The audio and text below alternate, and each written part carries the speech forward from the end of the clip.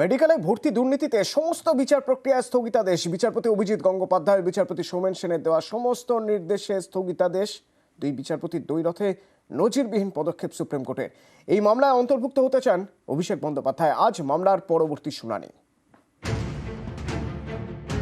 কলকাতা হাইকোর্টের দুই বিচারপতির নজিরবিহীন দ্বন্দ্ব। বিচারপতি সৌমেন সেনের বিরুদ্ধে রাজনৈতিক পক্ষপাতিত্বের অভিযোগ তোলেন বিচারপতি অভিজিৎ গঙ্গোপাধ্যায়।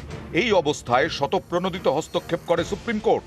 তৈরি হয় দেশের প্রধান বিচারপতির নেতৃত্বে 5 বিচারপতির স্পেশাল বেঞ্চ। এবার আটকে গেল মেডিকেল ভর্তিতে দুর্নীতি মামলায় কলকাতা হাইকোর্টের দুই বিচারপতির সমস্ত নির্দেশ। মেডিকেলে ভর্তি সংক্রান্ত সব মামলার বিচার প্রক্রিয়ায় স্থগিতাদেশ সুপ্রিম কোর্টের। বিচারপতি সৌমেন সেন ও বিচারপতি অভিজিৎ গঙ্গোপাধ্যায়ের সব নির্দেশ স্থগিতাদেশ দিল সুপ্রিম কোর্টের 5 বিচারপতির বিশেষ বেঞ্চ। আগামী সোমবার এই মামলার পরবর্তী শুনানি। এই মামলায় অন্তর্ভুক্ত হতে চেয়ে আবেদন করতে চান অভিষেক বন্দ্যোপাধ্যায়। সুপ্রিম কোর্টে এদিনের শুনানিতে অভিষেকের আইনজীবী অভিষেক মনু সিংভি বলেন, বিচারপতি অভিজিৎ গঙ্গোপাধ্যায়ের 25শে জানুয়ারির নির্দেশে ক্ষতিগ্রস্ত হয়েছে তাঁর মক্কেল। অভিষেকের নাম রয়েছে সেদিনের নির্দেশনামায়। আলাদা করে এই মামলায় আবেদন করতে চান অভিষেক। ঘটনার সূত্রপাত বৃহস্পতিবার। এজলাসের মধ্যেই সুর চড়ান বিচারপতি অভিজিৎ গঙ্গোপাধ্যায়। নিশানা করেন বিচারপতি সৌমেন সেনকে। কারণ মেডিকেলে ভর্তিতে দুর্নীতির অভিযোগে বুধবার সিবিআই তদন্তের নির্দেশ দেন বিচারপতি অভিজিৎ গঙ্গোপাধ্যায়। 1 ঘন্টার মধ্যে তাতে স্থগিতাদেশ দেয় বিচারপতি সৌমেন সেনের ডিভিশন বেঞ্চ।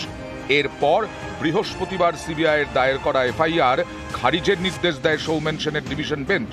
এতেই বিস্ফোরক বিচারপতি অভিজিৎ গঙ্গোপাধ্যায় জানিয়ে দেন, ডিভিশন বেঞ্চের নির্দেশ অবৈধ।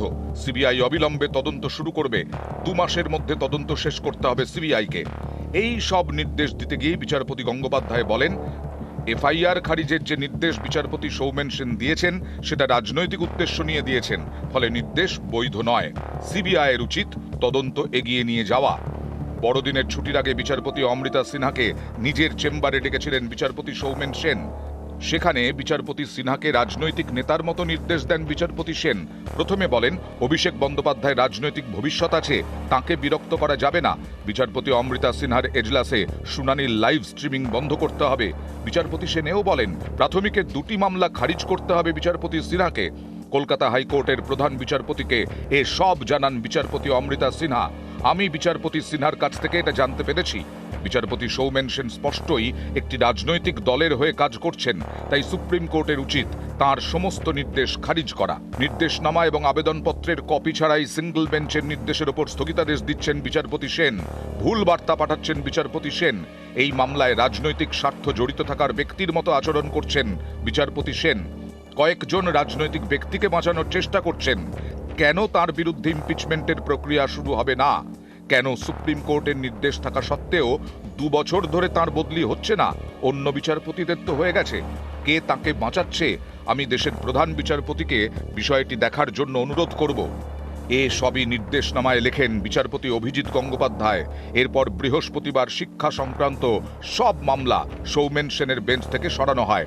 পরের দিনই 2 বিচারপতির দ্বন্দ্বে স্বতঃপ্রণোদিত হস্তক্ষেপ করে সুপ্রিম কোর্ট। নিউজ 18 বাংলা।